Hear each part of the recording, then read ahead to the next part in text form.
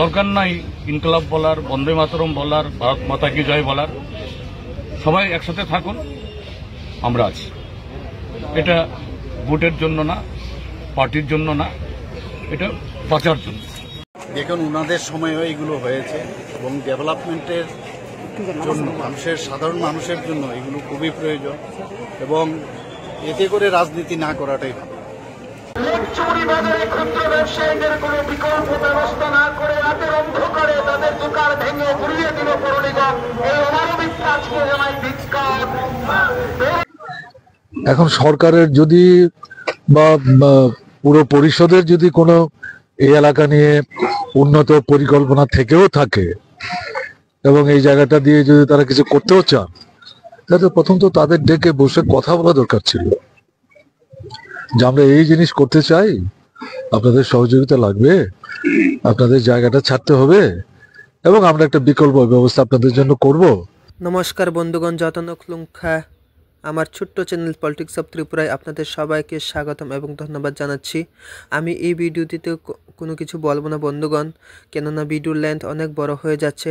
শুধু এইটুকু বলবো, আপনারা যদি আমার কাজকে পছন্দ করেন তাহলে অবশ্যই ভিডিওগুলিতে একটু লাইক করে দেবেন এবং আপনাদের মতামত কমেন্ট বক্সে কমেন্ট করে জানাবেন। সাথে সাথে আপনারা প্রত্যেককেই আমার চ্যানেলকে সাবস্ক্রাইব করে রাখবেন এবং সহযোগিতা করবেন যাতে আমরা এই চ্যানেলকে আরও বড় করে তুলতে পারি। বন্ধুগণ, আপনারা হয়তো সোশ্যাল মিডিয়ায় দেখেছেন যে গত দুদিন আগে আগরতলার লেকচুমনি বাজারকে আরও উন্নত মানের করার জন্য সরকার কর্তৃপক্ষ রাত্রে বুলডোজার চালিয়ে সেখানকার দোকানপাটগুলিকে নষ্ট করে দেওয়া হয় এবং সেই ঘটনার প্রেক্ষিতে সেখানকার সাধারণ জনগণ এবং বিরোধী পক্ষ কী প্রতিক্রিয়া ব্যক্ত করেছেন সেগুলি আমরা দেখে নেব এই ভিডিওটিতে। যে কাজটা তারা করলেন এটা একেবারেই অমানবিক। তারা জানেন না ঘটনা তা না, এখানে যারা এই ছোটখাটো পসরা সাজিয়ে কেনা বেচা করছেন সবাই গরিব নিম্নবিত্ত, তাদের অবস্থা দিন আনে দিন খান। এখন সরকারের যদি বা পুরো পরিষদের যদি কোনো এই এলাকা নিয়ে উন্নত পরিকল্পনা থেকেও থাকে এবং এই জায়গাটা দিয়ে যদি তারা কিছু করতেও চান, তাহলে প্রথম তো তাদের ডেকে বসে কথা বলা দরকার ছিল যে আমরা এই জিনিস করতে চাই, আপনাদের সহযোগিতা লাগবে, আপনাদের জায়গাটা ছাড়তে হবে এবং আমরা একটা বিকল্প ব্যবস্থা আপনাদের জন্য করব।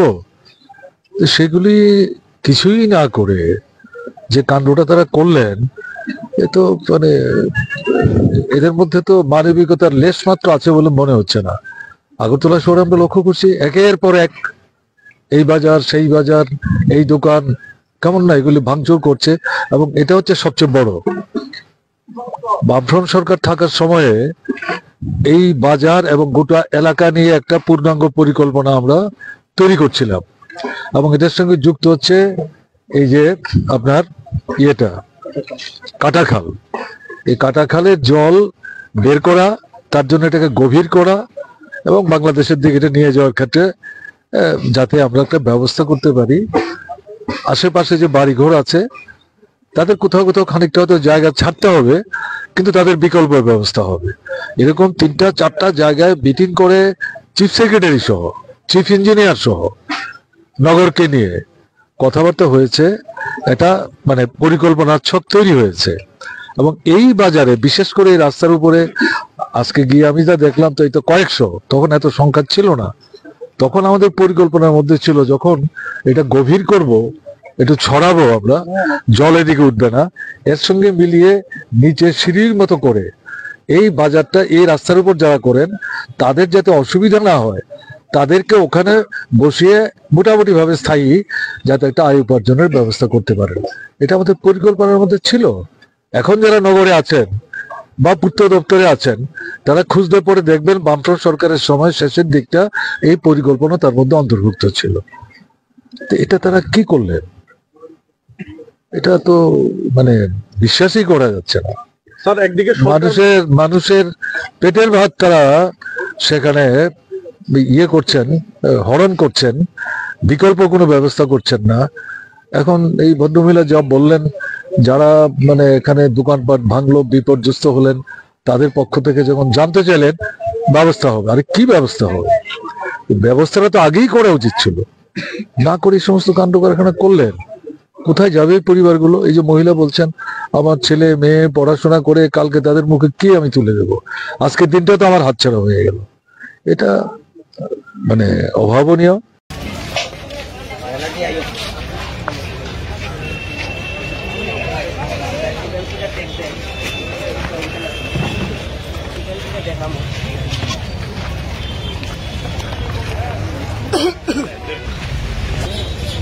রাত্রে 12টার সময় খবর পাইছি যে আমার ভাড়া করে একজন ফোন করছে যে মাসি আমি কইছি কে আমি বাজার থেকে করতেছি তাড়াতাড়ি আইয়েন বাজার বাজারে।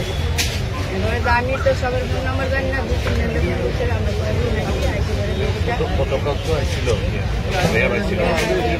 ফোন করছে আমরা কইছে যে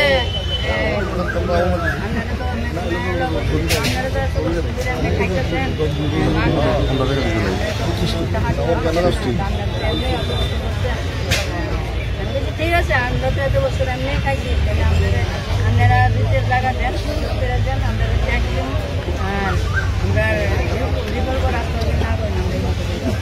না করি বাবা কোন সময় প্রত্যেকটি ব্যাপারে আপনার কংগ্রেস আমল করে স্যার করতাম না, বাবাকে করে গেছেন, আমি আর করছি না স্যার, বুঝছেন? আমার স্যার আমি যে অবস্থা স্যার আমার পাওয়ার লই সাংঘাতিক অবস্থা, আমি বাইরে বাইরে যাই, কিছুদিন আগে বাইরে গিয়েছি স্যার, পাওয়ার আমার মধ্যে জানুয়ারি মাসে 13 বছর ভর্তি হয়েছে স্যার, সব বাজার ঋণ করে স্যার আমি এই ব্যবসাটা বন্ধ করে বন্ধ হয়ে স্যার, বুঝুন স্যার, মানে আমি কেমনে চলুন স্যার। আমার যাই হোক, আজকে বিকালবেলা তো মানে মার্ক্সবাদী কমিউনিস্ট পার্টির সদর বিভাগীয় কমিটি তাদের অফিসে যাবেন, বিক্ষোভ দেখাবেন, ওখানে তাদের বক্তব্য তারা রাখবেন। শুনলাম, যেহেতু আমিও তাদের সঙ্গে সেখানে উপস্থিত থাকার চেষ্টা করব। এখানকার ব্যবসায়ী বন্ধুরা যাবেন কি যাবেন না এটা তাদের উপর নির্ভর করবে।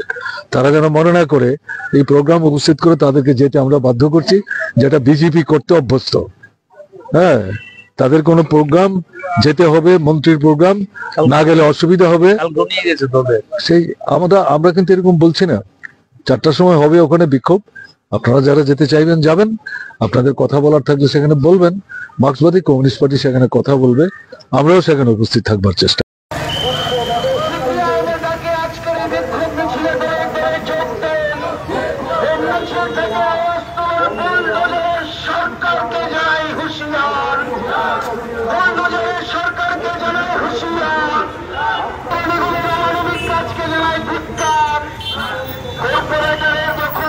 সরকারি জমি উদ্ধার না করে গরিব মানুষের দোকান ভাঙা হোক কেন, আগরতলা পৌর নিগম জবাব চাই, জবাব দেওয়া হোক।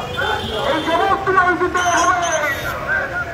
রাতের অন্ধকারে লেকচুমনি বাজারে ক্ষুদ্র ব্যবসায়ীদের দোকান ভেঙে গুড়িয়ে দিল আগরতলা পৌর নিগম। এই অমানবিক কাজকে জানাই ধিক্কার। অবিলম্বে ক্ষতিগ্রস্ত ব্যবসায়ীদের জন্য বিকল্প কোনো ব্যবস্থা গ্রহণ করতে হবে। রুটি রুজি রোজগারের প্রশ্নে আগরতলা পৌর নিগমকে বিকল্প কোনো ব্যবস্থা গ্রহণ করতে হবে। এই দাবিতে ঝান্ডা লড়ছে, লড়বে। ক্ষতিগ্রস্ত ব্যবসায়ীদের জন্য বিলম্বে কোনো বিকল্প ব্যবস্থা গ্রহণ করতে হবে। আগরতলা পৌর নিগমকে অবিলম্বে ক্ষতিগ্রস্ত ব্যবসায়ীদের জন্য কোনো বিকল্প ব্যবস্থা গ্রহণ করতে হবে। বিকল্প ব্যবস্থা না করে রাতের অন্ধকারে কেন ঘুরিয়ে দেওয়া হলো তাদের দোকান? আগরতলা পৌর নিগম জবাব চাই, জবাব দাও। আমার দুর্গামতি এখানে আসলো, মুখ্যমন্ত্রী সমীর বর্মা আসলো, তখন আমার একটা বিকল্প রাস্তা করে দিচ্ছে, এখানে তুমি প্রতিমা তৈরি করো।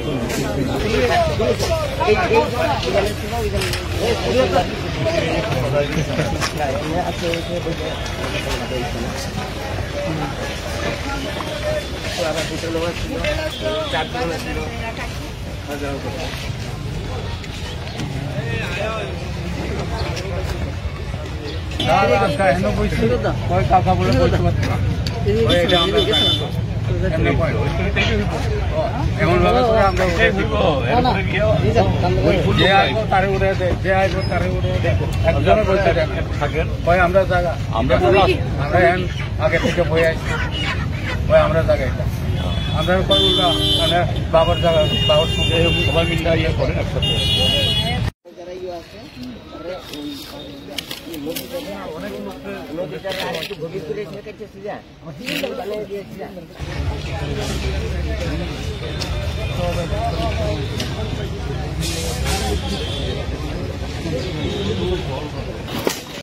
জাতীয় ঘটনা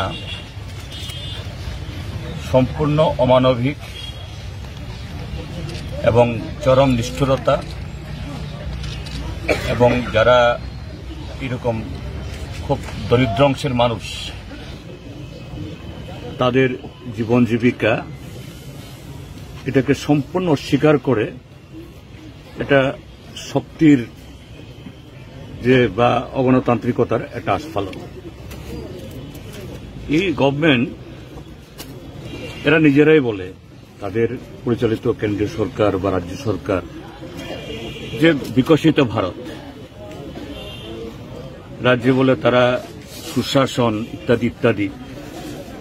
যদি তাই হয়ে থাকে, বিকশিত বা বিকাশ বা সুশাসন তার অর্থ কি হওয়া উচিত? যে প্রত্যেকটা নাগরিকের, প্রত্যেকটা পরিবারের তার জীবন জীবিকার ব্যবস্থা সুনিশ্চিত করা হয়েছে এরকম।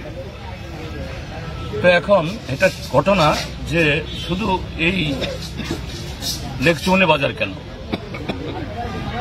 আমাদের দেশের বা আমাদের রাজ্যের এরকম বিভিন্ন বাজার, শুধু আগরতলা শহর না, জেলা শহর, মহকুমা শহর, আরো জনপদগুলোতে অসংখ্য মানুষ তারা জীবন জীবিকা নির্বাহের জন্য এইভাবে সরকারি জমিতে এসে এদের ছোট ছোট বাছাই করে বা কেউ টেম্পোরারি স্ট্রাকচার করে তারা ব্যবসা বাণিজ্য করে। কেন? কেননা রাষ্ট্রের সরকার তাদের জন্য অন্য বিকল্প ব্যবস্থা করতে না পারার ফলেই এরা বাধ্য হয়ে এই পেশায় আসেন। এবং এখানে যারা ব্যবসায়ী দেখা যাবে অনেকেই ইউনিভার্সিটির ডিগ্রিধারী, বিএ পাস করা, তাদের ঘরে ছেলেমেয়েরা বহু কষ্টে তারা লেখাপড়া শিখিয়েছেন।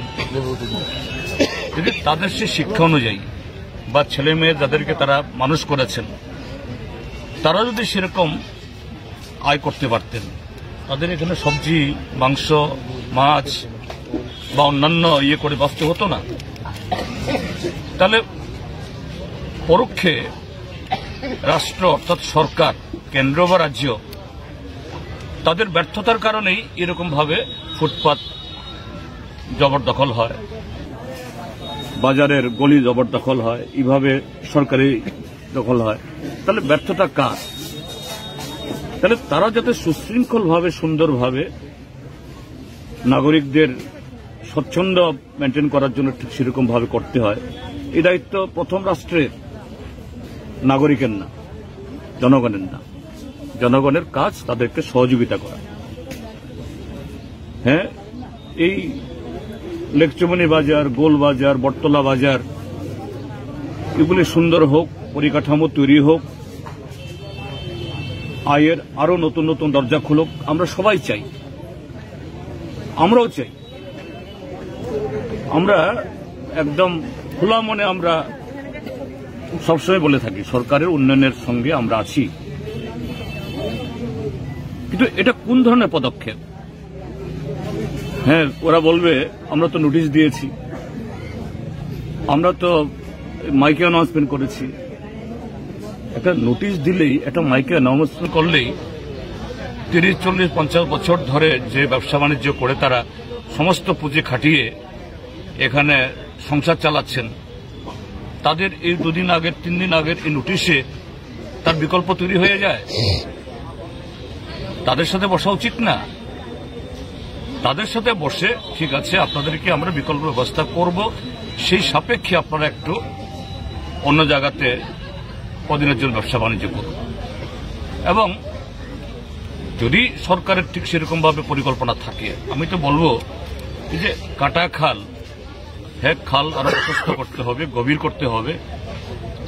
এখন আধুনিক প্রযুক্তি এসছে, একদিক থেকে খালটাকে বড় করা, প্রশস্ত করা, ক্ষয় প্রণালী যাতে আরো মসৃণ হয়, তার উপরে এরকম পরিকাঠামো তৈরি করে যতজন এই ব্যবসায়ী উচ্ছেদ হয়েছেন, ক্ষতিগ্রস্ত হয়েছেন, তার থেকে দ্বিগুণ, 3 গুণ, 4 গুণকে বসানো যায়। কত হবে এখানে সব মিলিয়ে? না, এটা যারা উচ্ছেদ হইল, ক্ষতিগ্রস্ত হইল, কিছুই না এখানে যে জায়গাটা আছে। কিন্তু মূলত হলো পরিকল্পনার অভাব, দৃষ্টিভঙ্গির অভাব। আবার নির্বাচন আসলেই তারাই বলে সবকা সাথ সবকা বিকাশ। এই হলো সবকা সাথ সবকা বিকাশের তার উল্টা বিনাশ ঘটিয়ে দিল। যাই হোক, গতকালও আমাদের পার্টির তরফ থেকে এসছে, আজকে আমরা আবার এসছি। আমাদের বিধায়ক সুদীপ সরকার, আমাদের আরেকজন বিধায়ক সুরেন্দ্রনাথ, নয়ন আছে, সামনে বিধানসভার অধিবেশন আছে। আমরা জোরালোভাবে আমরা তুলব, শুধু অধিবেশন অপেক্ষা করব না। আমরা উন্নয়নের বিরুদ্ধে না,